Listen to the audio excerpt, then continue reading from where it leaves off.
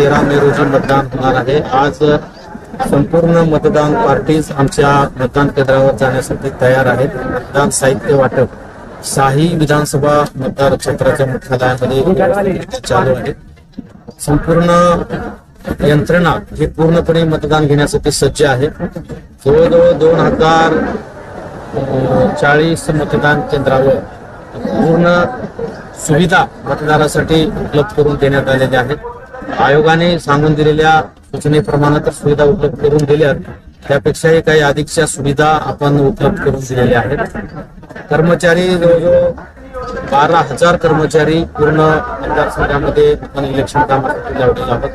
1200 गाड्या वाहनाची उपलब्धी केलेली आहे। 350 बसेस रिक्विजिट केलेले आहेत पूर्ण मतदारसंघासाठी।